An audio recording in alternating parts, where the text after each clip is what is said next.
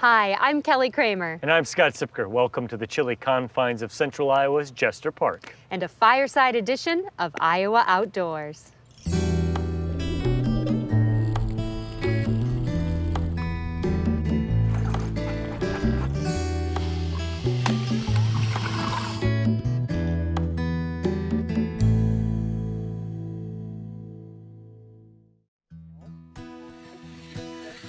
We'll venture underneath a frozen lake where it takes a high skill set and a low tolerance for mistakes to master the incredibly scary and unbelievably tedious adventure of ice scuba diving.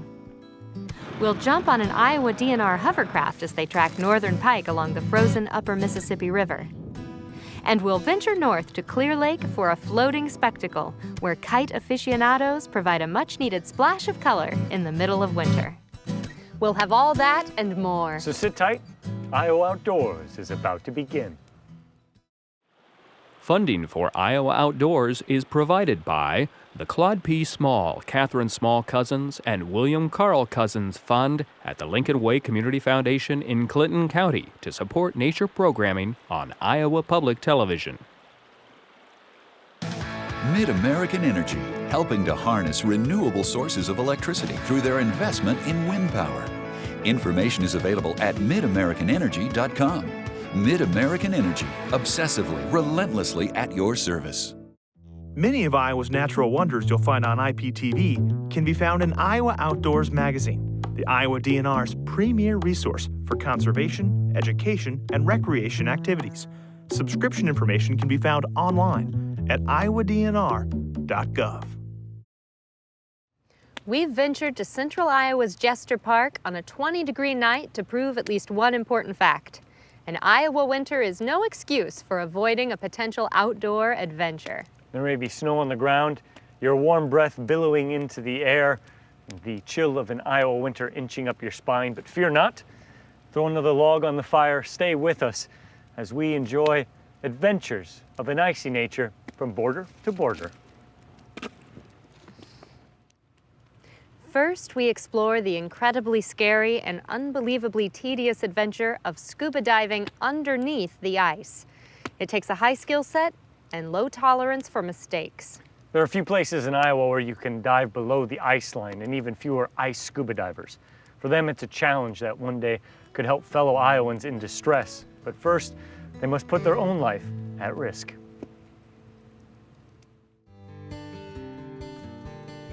On a cool winter morning in southeast Iowa, a tradition dating back nearly 40 years continues.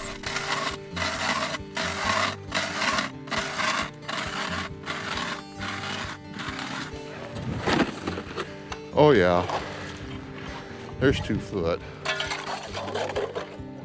It all begins with a deep, thick layer of ice, a truckload of equipment, and persistent chainsaw skills. You know, a lot of times we'll go out there's like 6, 8 inches. That's a lot easier to cut your hole.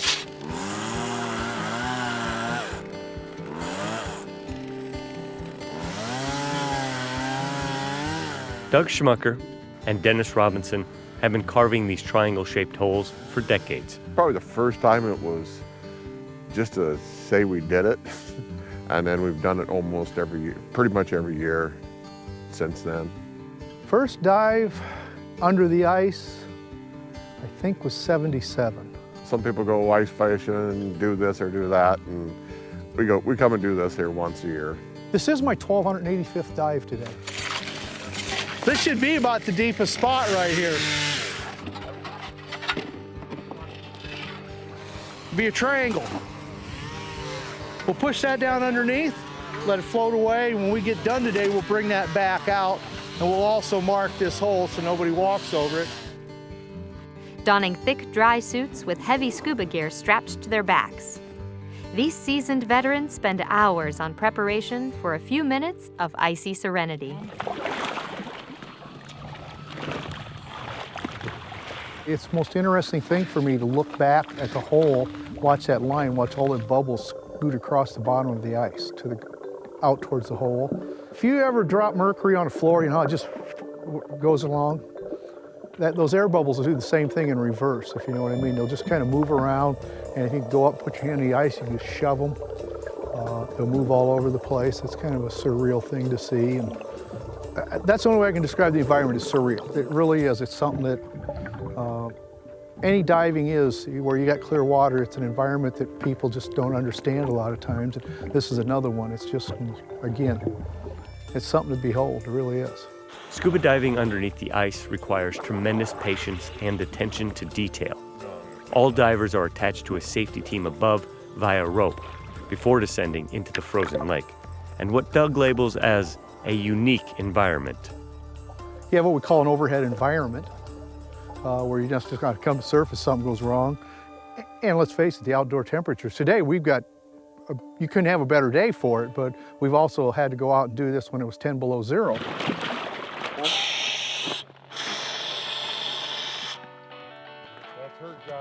To me, it's not a scary feeling. It's not a, feel very secure because we have a line attached to me.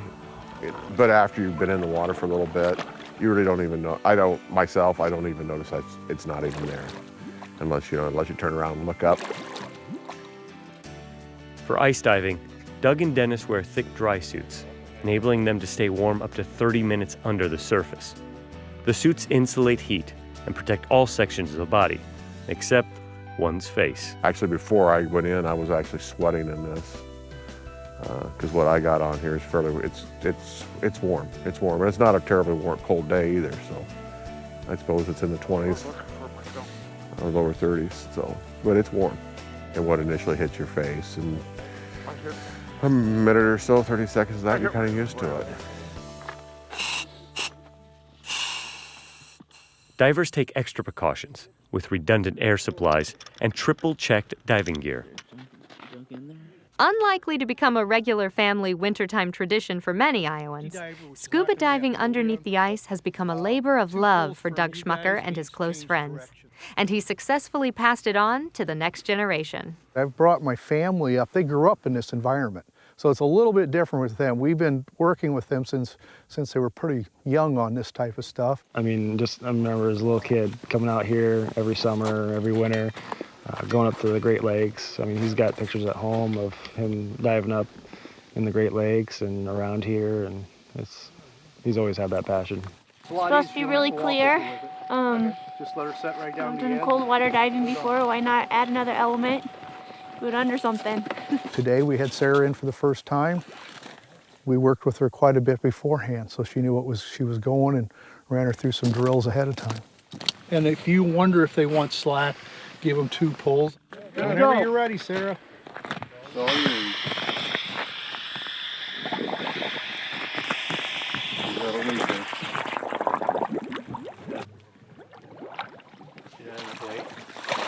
on, right? Okay? What's the matter, Sarah? Okay. You okay? Yeah, my mask got full. First off, dip your face in the water. Right now, dip your face in the water without the mask on. There you go. Now put it on. Now put it on. I do that all the time. Ice diving began for this group as a challenge, but it gradually morphed into annual training for a very practical purpose: body and object retrieval. Every year, thousands of Iowans descend on our state's lakes for fishing and recreation. Unlike Doug, these men and women have no intention of entering the frozen lake water, but tragedies have occurred. Only certified scuba divers with substantial experience are sent in on either rescue or retrieval situations. Recovered bodies, recovered boats, recovered vehicles, you name it, I guess, one time or another, we've probably been out working on it. If we do get that call from, various sheriff's department or so forth, that says, hey, we got someone that fell through ice fishing, or, somebody's dog is underneath the ice, we know it's dead, but they kind of want closure to get that dog out or something to that nature, we can say, okay, yeah, we'll be there in an hour, it's gonna take us an hour to get ready.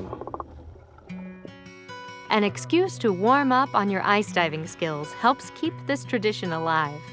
But these divers are fairly particular about their practice locations. A recent trip to southeast Iowa meant a specific lake due to its history as a limestone quarry with reduced amounts of sediment and higher range of visibility.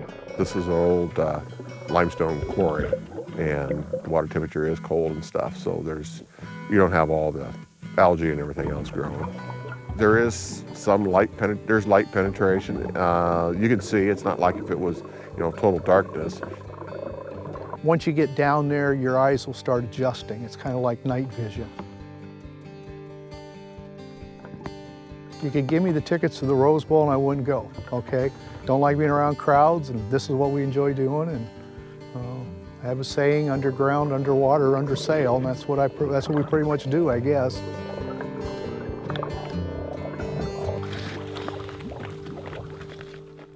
Let's move on from humans under the ice to a creature that's more accustomed to a chilly aquatic habitat.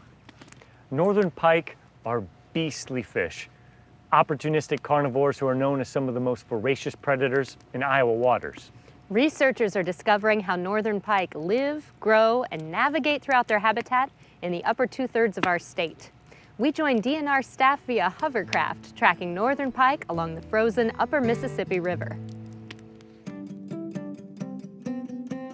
It may be winter, but the ice-covered backwaters and side channels of the upper Mississippi River won't stop fish researchers with the Iowa Department of Natural Resources. In fact, it's very important that they collect information during the winter in addition to other seasons throughout the year. Winter has some challenges.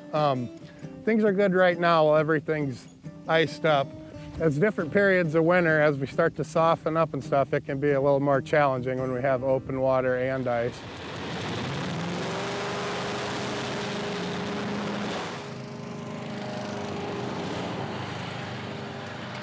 Researchers use a hovercraft to get around the channels.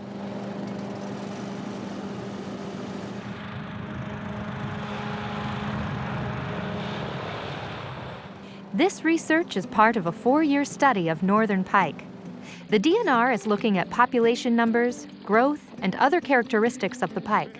But they're particularly interested in studying habitat use and the seasonal movements of these predatory fish. So we really like to know where these fish overwinter. We also see spring movements to spawn. Researchers caught northern pike from 2 different pools in the upper Mississippi, near Guttenberg and Bellevue. They surgically implant these radio telemetry transmitters into the bellies of the fish. The antenna hangs out the bottom. The northern pike has to be at least 3 pounds, so the fish will behave naturally with the transmitter inside. So this is the radio telemetry receiver and antenna that we use on the ice to find the fish. The northern pike are very sensitive to noise on the ice. Footsteps can scare them away. What you can hear now is a fish that we've located.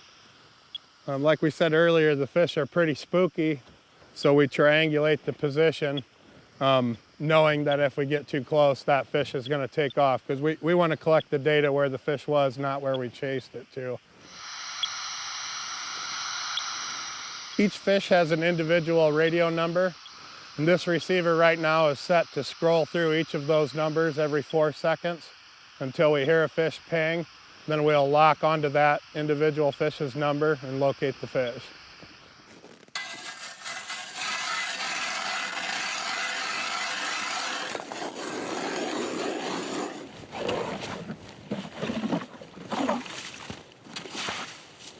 Researchers don't need to actually catch the fish. We'll collect a bunch of data on it, say a GPS location, depth, dissolved oxygen, what the substrate is like, and the presence of vegetation or other structure that fish might be relating to. I'm going to look at the water clarity using this Secchi disc, lowering it down until I can no longer see the white any longer. Some of the research is already proving interesting. We kind of went in with the notion that these cold water inputs were really important to pike populations. We know they're popular fishing spots. The anglers really pile into those areas because in the summer when the water gets warm, it seems like the pikes really pile into there. But what we really found is they're not that important to the pike population as a whole. They use different habitat at different times of year. For a lot of fish out here on the upper Mississippi River, winter habitat's critical. They need to get out of the flow and these backwaters that are deep and have good oxygen. Some of those habitat areas are becoming overgrown or are filling in with sediment. Research like this can help inform state and federal officials about what, if anything, they need to do in response. A big portion of that is habitat rehabilitation and enhancement projects that we do on the river, where we go in and dredge out backwaters or build islands, do drawdowns, a whole suite of things that we can do to change and affect the habitat here on the river. And we can use the information that we've learned from this project to make those projects better. Northern pike are popular sport fish.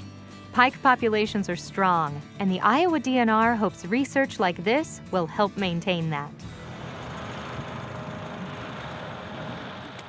An annual wintertime event draws Iowans to Clear Lake every February to witness flying fish, tigers, and giant blue whales. It's not a zoo, at least not a living one anyway, but the Color the Wind Kite Festival is a floating spectacle.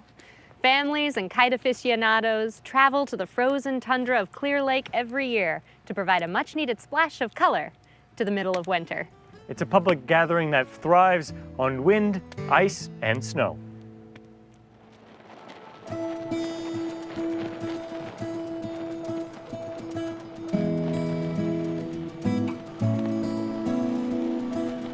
For the last dozen years, Clear Lake's February skies have provided ample airspace for kites of every color, shape, and size as part of the Color the Wind Kite Flying Festival, drawing spectators from across the region to a day full of stunts, fun, spins, and plenty of color. The Color the Wind Festival is just that. It's a festival. There's no competition for biggest or brightest kite. It's just about coming out and having a good time. Started in 2002 by organizers Kay and Larry Day, Color the Wind has become a Clear Lake staple, drawing flyers from neighboring states and beyond. But winter kite flying didn't originate in Iowa. Larry says he got the idea during a trip out of state. I went to Madison, Wisconsin. They used to have a festival there called Kites on Ice. It was a 2-day event that brought in 60,000 people. And so I said, I have a lake, I have a place to do it. So I decided to try one here, and it has grown beyond my expectations. Heading into its 13th annual event, Color the Wind regularly sees more than 50 kite flyers, with the number of attendees reaching close to 8,000 people. Crowds drive from across the Midwest to see every type of kite imaginable, and not all kites are meant to ride the wind. This is just a 50-foot Caterpillar. It's a ground bouncer we put out for the kids to get underneath and play in. Plus it gives everybody a sense of how big some of these kites are. This is 50 foot long, 10 foot tall, sitting here on the ground, so I can tell you that kite up there in the air is 70 foot long. You know, it looks smaller because it's so far away. With kites that large gripping the wind, it's important for them to be properly secured. As you can imagine, some of these kites can overwhelm you when you're on dry ground, much less when you're on ice. So what the flyers will do, will drill a hole into the ice, attach a rope to a 2x4, drop the 2x4 in, get it below the ice level, get it turned on its side, and it creates a nice anchor point. Kites the size of Don's ground bouncer can pull anywhere from 2,000 to 5,000 pounds of pressure, and if not properly anchored, some have been known to drag trailers across parking lots and snap light poles in half. They have a lot of strength. And like I said, sometimes I've had 3 or 4 guys picked up by these kites. I've been picked up and slammed in the ground and spent a little time in the hospital. If you can't tell, kite flying can be pretty serious, with some flyers traveling from all over the nation. Stunt kite flying team 180 Go is routinely flown into festivals such as Color the Wind to wow audiences with their choreographed stunts. There's a few dozen kind of set calls where there's a maneuver they do, and then I'm making up things along the way and then combine them in different ways depending on the music and the wind. And yeah, 180 Go we're called because that's one of the maneuvers that I wind up calling a lot. We're flying along and then I say 180 and go, and we all do a 180, turn 180 degrees and go. And if you watch the kites, we spend a lot of time doing that. Of all the kites you'll find at Color the Wind, stunt kites require the most skill and understanding of how a kite will react in the wind. Instead of being anchored into the ground, stunt flyers command their kites through special handles and guide wires. So there's 4 strings coming off the kite, and I've got a handle in each hand that has 2 strings. We rotate the handles and that shifts the plane of the kite, and that's how we fly this kite. Stunt flyers are impressive, but on the opposite end of the sky sailing spectrum, you find some truly unique kites demanding spectators' attention. It takes about 8 to 12 mile-per-hour winds to get some of these larger kites off the ground.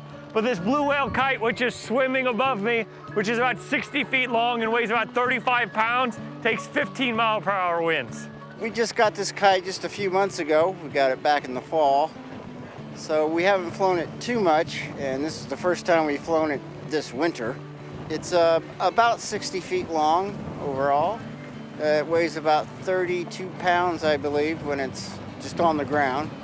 Everyone has their own little niche. That is the kite and the style that they like, and that's what they'll stick with. Not only will flyers generally stick with one style, but almost none of them own just one, with most owning hundreds. I've got a heck of a collection of about 250 kites. Oh, I probably have about 100. I've got about over 1,500 kites in my collection. It's an obsession, plus a sickness. Making matters worse, the more serious the flyer, the more serious the price tag. That one cost about $2,700 for everything to make it fly. My total collection, my banners, my kites, $25,000 to $30,000. The teddy bear is about $5,000. The manta ray is over $4,000. Everybody's expensive. They go wonder, how can you spend this much money on kites? Well, how much you spend on your ski boat? How much you spend on golfing? You know, this is our hobby. This is what we spend our money on. So it's kind of enjoyable doing it that way. Well, the wife always says, this is going to be your last kite. But there'll be other kites. No matter the cost, kites small and large draw an audience to the Color of the Wind Festival, which may be surprising considering hosting an event outside in the middle of an Iowa winter would seem like a risk, even with free admission. I don't care what time of the year, you're going to have weather to contend with.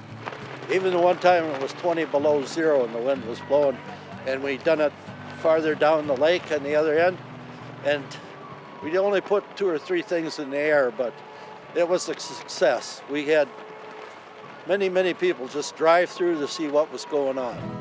Over Color the Wind's 13-year history, only 1 year was the event canceled due to unseasonably warm weather. Now, with the festival's 13th event coming up in February, Larry and his wife Kay can't believe how big Color the Wind has become. It's just been a great ride. It's been a lot of fun.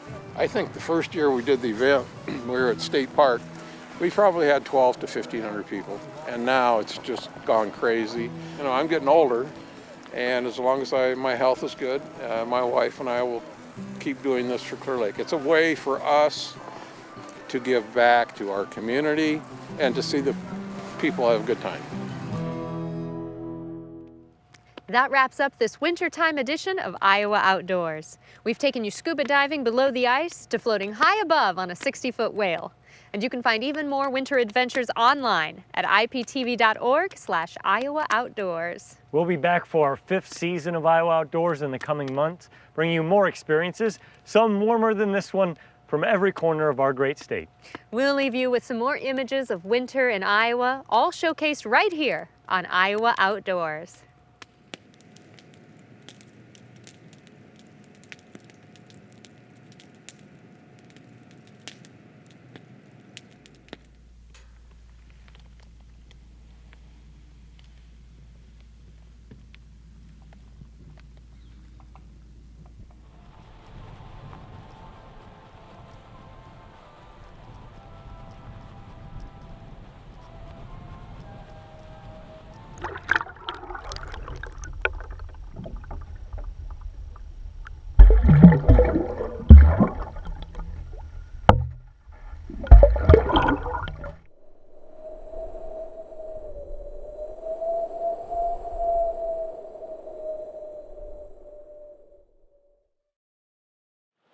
Funding for Iowa Outdoors is provided by the Claude P. Small, Catherine Small Cousins, and William Carl Cousins Fund at the Lincoln Way Community Foundation in Clinton County to support nature programming on Iowa Public Television.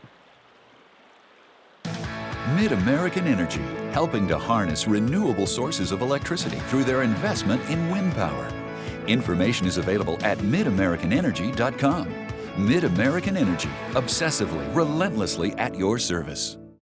Many of Iowa's natural wonders you'll find on IPTV can be found in Iowa Outdoors magazine, the Iowa DNR's premier resource for conservation, education, and recreation activities. Subscription information can be found online at iowadnr.gov.